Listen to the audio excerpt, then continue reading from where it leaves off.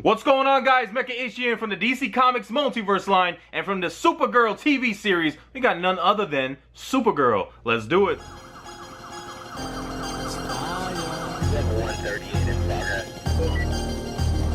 Prepare for launch in 3, 2. Step out of your world and step into mine. Welcome back, guys, to another DC Comics Multiverse action figure review, and this time around we're taking a look at Supergirl from the television series. Now, I have grown to like the TV series Supergirl a lot, especially now that it's a part of the CW block with Flash, Arrow, and Legends of Tomorrow. I'm usually not a fan of picking up these TV versions in the 6-inch scale because I just feel that Mattel doesn't give them as much love as the comic versions, but she does come with the leg of the new 52 Doomsday that I have to build, so here we go. Supergirl comes enclosed in your standard window box here that you know for the DC Comics Multiverse with the logo right up top, and you got the TV series Supergirl logo right at the top left, and we have a nice window view of Supergirl played by Melissa Benoist, and you can see the actress right there down below. Supergirl TV series Supergirl Collect and Connect New 52 Doomsday, and of course she comes with the left leg of Doomsday, and there appears to be a lot of empty space up top. Unfortunately, she's a lot smaller than the Batman Dark Knight Returns Batman and Superman that we have seen in the past. On this side, we have the same picture of Melissa Benoist and a little bit of a bio. Supergirl TV series Supergirl, real name Kara Zor-El, Kara Danvers, base of operations National City. She is the younger cousin of Superman with powers of flight, strength, speed, invulnerability, heat vision, and super hearing. A little bit OP, just like her cousin. And then you see in the back all of the figures needed to build a new 52 Doomsday. Now, I have already done Armored Batman and a Robin review, so go ahead and check those out. The others are on the way, so make sure you guys subscribe so you don't miss out. Alright, let's take Supergirl outside of this box and let's see what she's all about. Alright, so here's a television version of Supergirl outside of her packaging, and of course she comes with the left leg of the new 52 Doomsday. Already I can note a few things I do not like about this toy, even though it is an action figure based off a television series, so it's not that surprising. She does stand at a little over 6 inches in height, and she does have a very cool costume design, which I am digging from the TV series. But let's take a closer look at this Melissa Benoist Supergirl. Alright, now while taking a closer look at her head sculpt, I do not think she looks like the actress Melissa Benoist at all.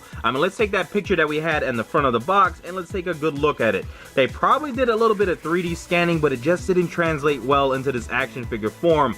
I mean, Melissa Benoist is a pretty girl and this toy is not doing her any justice. Now, while this Supergirl is not the most attractive figure in the DC Comics Multiverse lineup, they did do a great job with the paint applications. You can see her eyebrows are nicely painted in that brown, and the blue of her eyes is nicely centered, and you can even see the white reflecting off on the side there. Looks very nice, and the white of the eyes all done within the sculpt. Got a little bit of her baddie eyelashes. I don't remember seeing Supergirl with that at all on the television series. I think they might have overdone it there, but the flesh tone paint being used is very nice. And now her lips are sculpted in a pursed lip way, which is kind of weird, but at least they painted that kind of lightish pink lipstick on it very well. Now the sculpt of her hair is pretty good. It's not too bad, but the paint applications here seem a little bit off. Now looking at the back, you can see how she has that darker brown, which is like the undertone here, and then they applied this kind of yellowish up top to give it that blonde look, but it is not very thorough. I mean, I don't know if they're trying to give it a transition effect, but it just doesn't look too good. I think they could have done a better job, but at least the hair is very flexible here, so you can rotate ahead, which we will get to when we talk about articulation. Now the highlight of this figure is the beautiful costume design, which they have translated well into this action figure form. Of course, she has her red cape, which comes all the way to her collar, which is nicely done in a very flexible plastic, so it should not hinder any of the range of motion. Nicely sculpted details all the way throughout. Looks awesome. I like how they sculpted the Supergirl emblem on her chest. You can see it's right at the center, all sculpted in and painted nicely with the red. Unfortunately, the gold could have been painted a little bit cleaner right at the tip of the S. I'm really digging this new sleek design of the uniform here. You can see some piping across her shoulders, going down her torso, even down her arms, and you can see cutting across her bicep there. Nice separation between the red paint of that sculpted piping and the blue of her uniform. Now going down her arm, she has some sculpted in folds and wrinkles by her elbows and her wrists,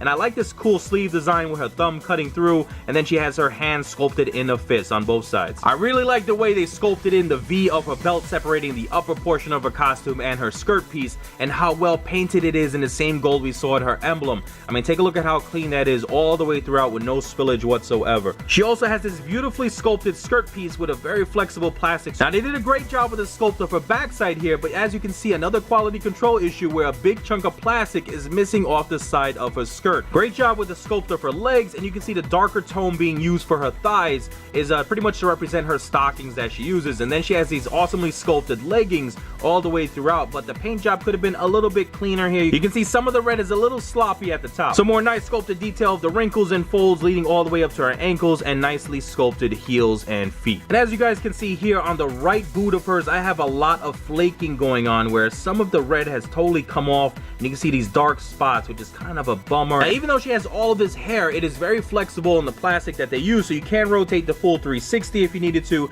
and she's on a ball joint, so she can look upward, she can look down, even got a little bit of tilting action. Her shoulder can also rotate all the way around, and she can extend her arm upwards like that, and down, of course. Now we have a rotation at the elbow and also a hinge joint, which allows for 90-degree flexion going upwards, and even if you wanted to, a little bit backwards. Now at the wrist, even though there is no hinge, we do have a nice rotation all the way through. Now there is an ab crunch here, but she cannot go forward too much. As you can see, there is very limited, but she can arch her back a good amount, which is going to get her in some awesome flight poses. We do have a waist cut rotation that does not get in the way of her skirt piece, so she can go all the way around nicely. Now they did use a very flexible plastic for the skirt piece, so if you wanted to, you can extend her legs to the side, give some kicking action. She can also kick up front a good amount, and she can go back.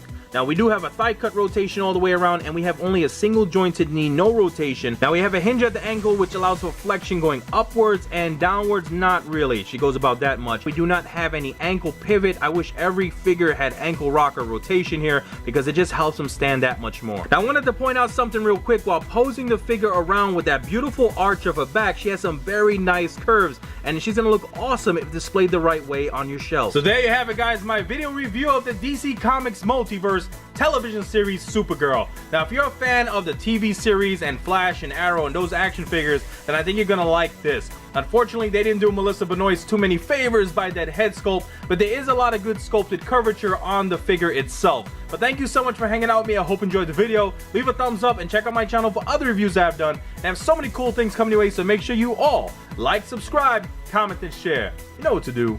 Peace.